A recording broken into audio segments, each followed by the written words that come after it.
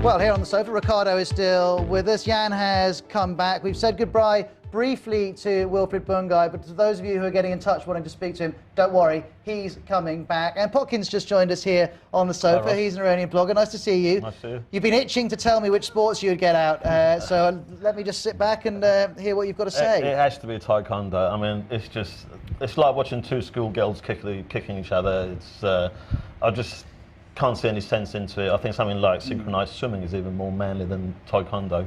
It's got to go. This is a man who presumably is quite keen on Greco-Roman wrestling. Well, actually, freestyle wrestling is more our sport. We normally don't do that well in Greco wrestling. Iran's had 4 goals. Exactly, and all the credit should go to one man, and that is the coach. Mohammad Bana is an unbelievable Greco-Roman wrestling coach. When he wasn't the coach, Iran didn't do well. When he is the coach now, Iran's won 3 gold, which is 3 out of the 4 gold medals that we won. So, you know, a huge credit should go to this man who single-handedly has made this tournament the most successful Olympic tournament Iran has ever been in. And it's a shame that he's retiring after this. And I know that some of the athletes in the wrestling have made their political views known, and that's kind of divided fans. Do you approve when athletes let their politics hang out? No, I mean, I assume that you're referring to Hamid Suryan, who that's where all the controversy was about. He was the one who presented his gold medal to Ahmadinejad at the height of the killing and the crackdown on the post-election protests. If he chooses to mix politics with sports, he can't expect people not to choose politics with sports. I have to admit, I didn't have that much joy when he won the gold. But this has come up again with the Syrian team, with some supporters of the opponents in Syria saying these athletes shouldn't be turning out. They're helping to give Assad a veneer of respectability. Riccardo, do you agree with that, or should sport be kept out of it, politics be kept out of it? I think everybody says politics is out, but it's not. Because I heard about the Lebanese in judo do not want to warm up by the Israelis. I mean, we have a situation that there is the whole argument about the 40 years of the assassination of the 11 athletes. And nobody wants to talk about what they didn't die in the middle of the Olympics. So I think there is a complex situation. I'm totally agreeing with you. I wouldn't be so happy to see Syria athletes. I don't know who they stand for. If not, why England is giving so much aid to Syria? Well, Syria, of course, not the government people. Yeah, $7 million going towards the rebels. Well, I've got a bit of news from the Olympic Park. Just behind me here is the BMX track, and Colombia has taken the gold in the women's race. Fantastic news for those of you in Colombia. Disappointment here in Britain. Sinead Reid was widely tipped to get a gold. That's just happened. I'll get you a full rundown of the gold, silver and bronze in a moment. But Colombia, and to be honest, she was looking the best rider during the semis. She has taken the gold. Congratulations to her. Let me read you some of the messages that have come in. Natalia is watching us in Belgium. Hi, Natalia. Thanks for getting in touch. She says, the Beijing Olympics were so political and controversial. They stole attention from the real focus, the athletes and the events. London has done this better. Great job, London. Well done, Team GB. Veronica is in Dubai. Hi, Veronica. This has been a great effort by Great Britain. I love the venues, but the drawbacks of the organising and the planning, there's still room for improvement.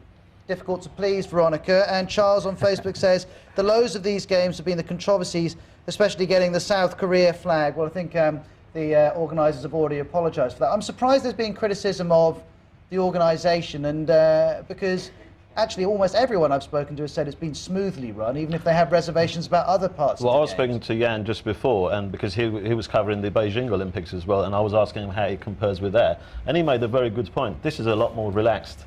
He was saying that in Beijing, I mean, you can say it better yourself, but he was saying in Beijing... you're doing fine.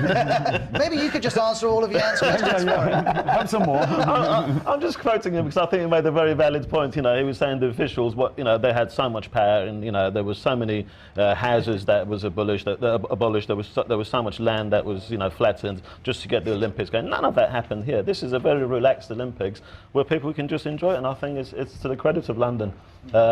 Everyone thought it was going to be a lot of traffic. Even that didn't happen.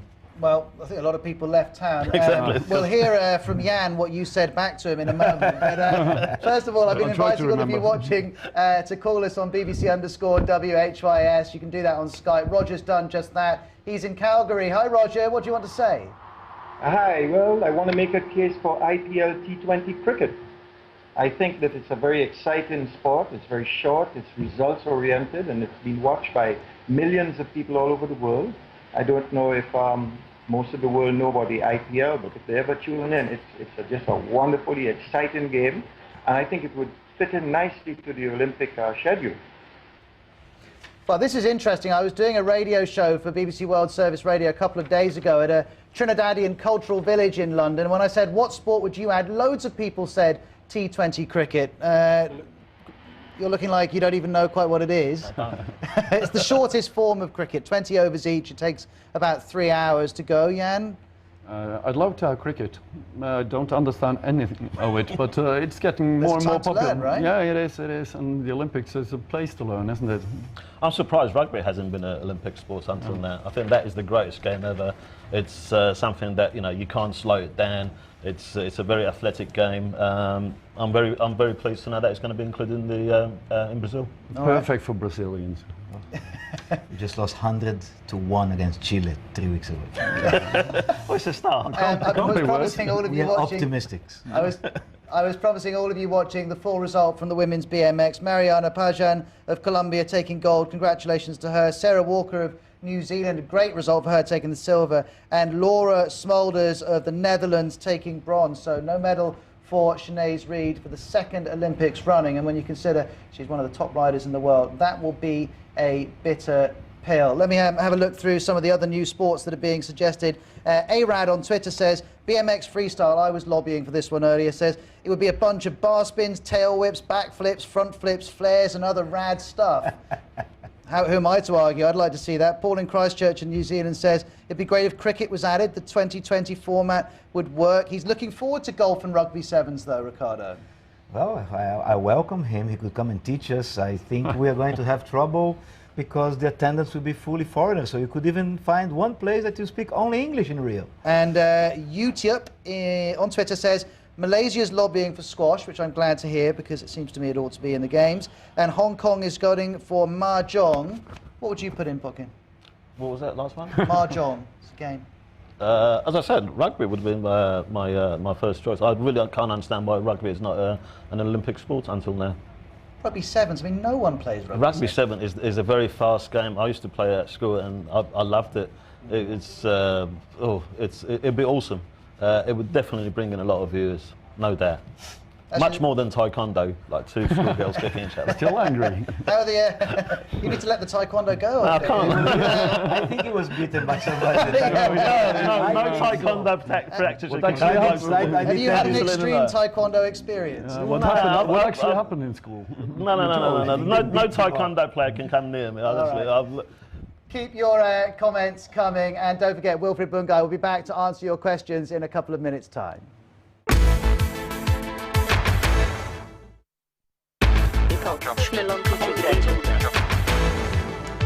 I'm Ros Atkins. This is World Have Your Say, overlooking the Olympic Park as we cast an eye over the 2012 Games. Taylor has tweeted us to say, my new Olympic sport would be ultimate frisbee. I'm liking this. He says, just so we can watch the Asian countries kicking it, crouching tiger, hidden dragon style. Maybe they could get rid of taekwondo and replace it with ultimate frisbee. I don't know, that might work. Ahmed in Toronto says, there are too many swimming events, halve them.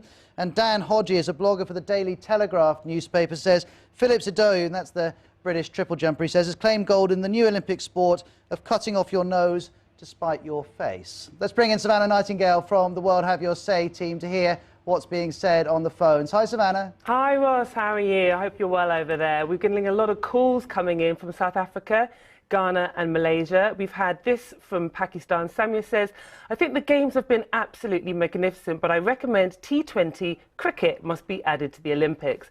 Danny in Birmingham in England says, we at Team GB have done extremely well so far, but we need other sports covered, and he recommends darts, golf and snooker.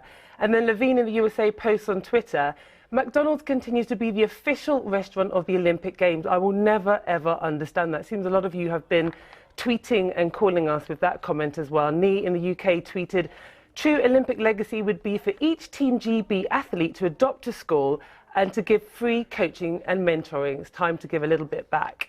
And Shirox in Australia posts, what am I going to do now that the Olympics is drawing to a close? I think I'm going to need some serious therapy. Well, there you go. Keep your calls coming in, and you can keep tweeting us. The hashtag is WHYS.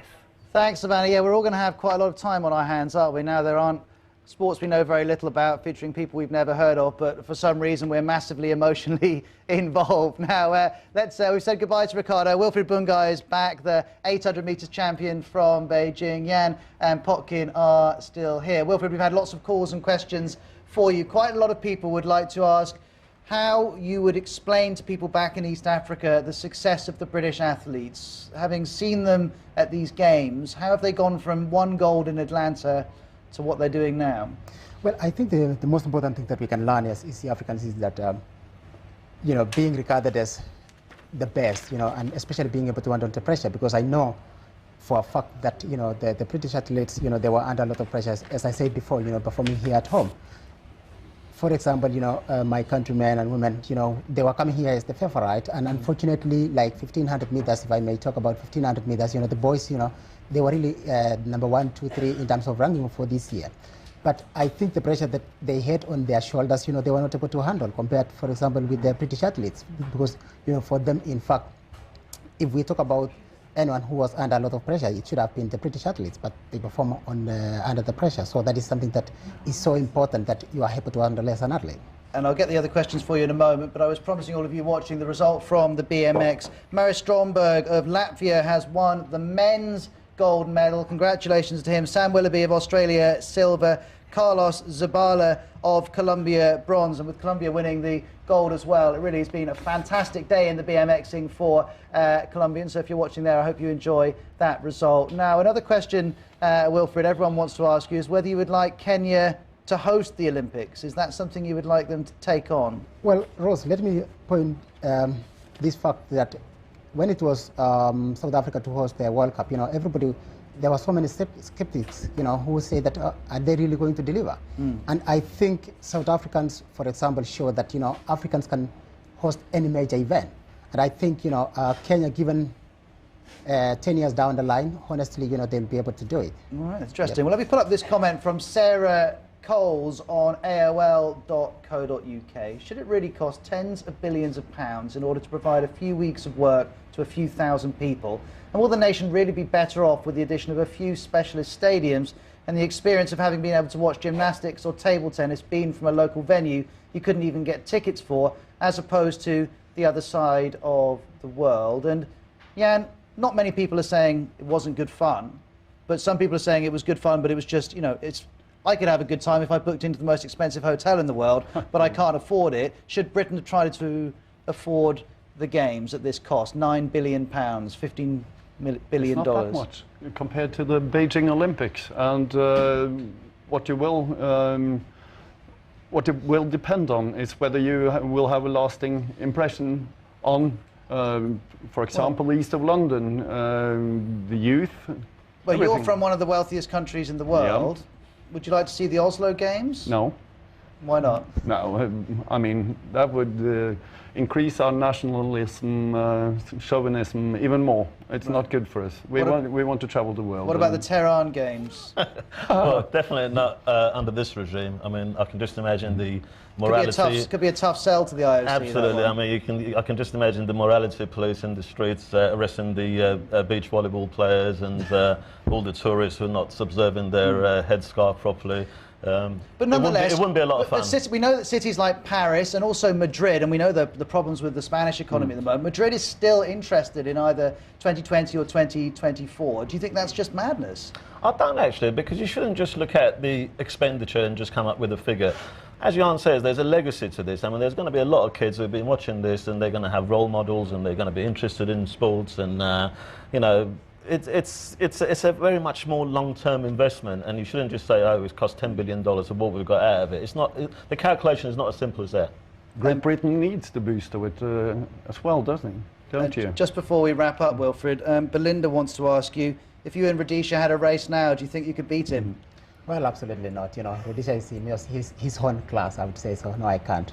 But let me add on this, about what we are talking about. I think sport is supposed to bring about unity. If we talk about this country cannot help this country cannot do this. I thought, the spirit of Olympics is about, you know, bringing the whole world together. But if Kenya's athletes this Games were doing incredibly, you would have that feeling of unity back home, but without any of the cost. Isn't that better? Well, of course, that's it. But at the end of the day, I look at the bigger picture. That is, you know, bringing unity, you know, to the whole world. You know, regardless of where you come from, regardless of where the Games is done. I'm all for unity, but the Games have to be fun. I'm just saying that under this regime, if they held the Olympics in Tehran, it wouldn't be any fun. I've got a couple of other suggestions. Sarah says the Olympics are going to be worth watching because rugby's in it. Hungover Alan has tweeted us saying the last day of the Olympics should feature all the gold medalists playing dodgeball until we have the ultimate Olympian. That is a great idea. And Gigi is complaining that if all sports should be done by men and women, why no synchronised swimming for the men? Exactly. Potkin, you could take that cause up on your blog. I've never thought of that, actually. It's a good question. Thank you. I'll think about it. Nice to meet you, Potkin. Jan, thank you very much for coming in. Wilfred, we appreciate your time as well. Thanks to all of our other guests who have been with us as well. If you want to join me live on BBC World Service Radio at 21 hours GMT, we're going to be continuing the BBC's coverage on a programme called London Calling. It'd be good to hear from you. If you'd like to take part, you can post, as you always do, for World Have Your Say at facebook.com/World Have Your Say. Speak to you soon. Goodbye.